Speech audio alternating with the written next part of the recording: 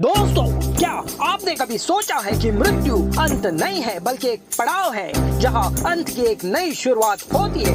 क्या मृत्यु सच में अंतिम सत्य है या फिर ये आत्मा की अगली यात्रा की शुरुआत? हिंदू दर्शन में ये माना जाता है कि हर आत्मा बार बार जन्म लेती है, कभी किसी राजा के रूप में, कभी किसी साधु के रूप में, तो कभी किसी गरीब की झोपड़ी में। हर जन्म के बाद मनुष्य अपने कर्मों का फल पाता है और यही चक्र चलता रहता है, जन्म, मृत्यु और पुनर्जन्म का अंतहीन क्रम। तो सवाल ये है, हमारा अगला जन्म किस रूप में होगा?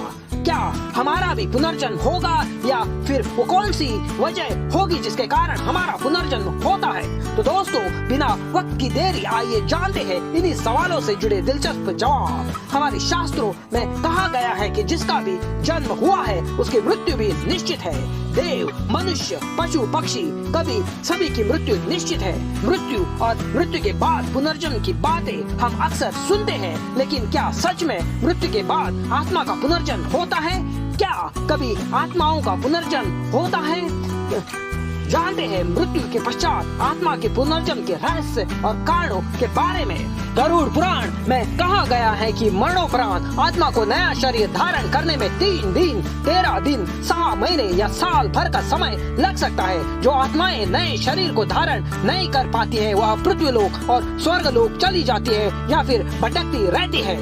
गरुड़ पुराण में पुनर्जन्म को एक चक्र के रूप में प्रस्तुत किया गया है जो आत्मा के सांसारिक बंधनों से मुक्त होने तक जारी रहता है। आत्मा के पुनर्जन्म पर कर्मों का गहरा प्रभाव पड़ता है और व्यक्ति के कर्म उसके अगले जन्म का निर्धारण करते हैं। दोस्तों, हमारे हिंदू धर्म के ग्रंथों में सविस्तर से बताया गया है कि किन कारणों से मरने के बाद हमारे आत्माओं का होता है पुनर्जन्म। बदला लेने के लिए ऐसा मनुष्य जिसके साथ जीवन में बहुत अन्याय हुआ हो और इस कारण उसकी मृत्यु हो गई है, तो ऐसे में प्रतिकार का बदला लेने के लिए आत्मा का पुनर्जन्म होता है। अकाल मृत्यु के कारण, दुर्घटना, हादसा या किसी विपदा के कारण किसी की अकाल मृत्यु हो जाती है, तो ऐसी व्यक्ति की कुछ इच्छाएं अधूरी रह जाती है। इच्छाओं को पूरा करने के लिए मृत्यु के बाद ऐसी आत्माओं का भी पुनर्जन्म होता है। पाप का हिस्सा होने के कारण जो भी व्यक्ति जीवन में बहुत सारे पाप और अन्याय करता है उसकी भी आत्मा को मृत्यु के बाद वापस धरती लोक पर भेजा दिया जाता है, जिससे वह धरती पर अपने पाप कर्मों के कष्टों को झेल सके।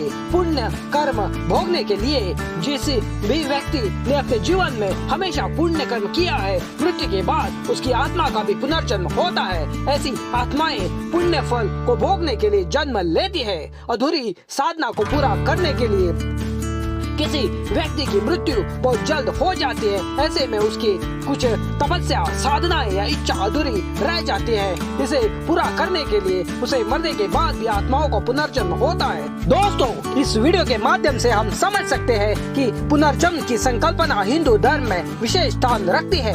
पुनर्जन्म का मूल आधार यह है कि शरीर नश्वर है लेकिन आत्मा अमर है। मृत्यु के बाद आत्मा एक नया शरीर धारण करती है। जैसे कोई पुराने कपड़े छोड़कर नए कपड़े पहनता है, जैसे कर्म वैसा जन्म, यह पुनर्जन्म की सबसे मूलभूत शिक्षा है। हमारे पूर्व जन्मों के कर्मों की निर्धार करते हैं कि अगला जन्म कैसा होगा।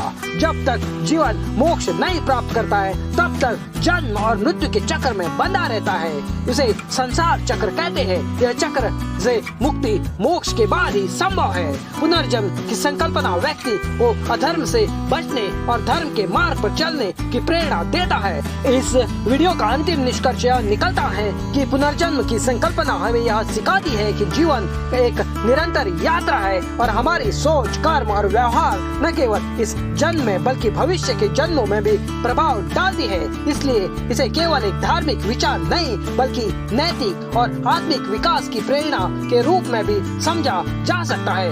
दोस्तों, आशा करता हूँ कि आपको ये वीडियो काफी अच्छी लगी होगी। इस कामना के साथ इस वीडियो को समाप्त करता हूँ कि आपका जीवन मंगलमय और खुशियों से भरा रहे।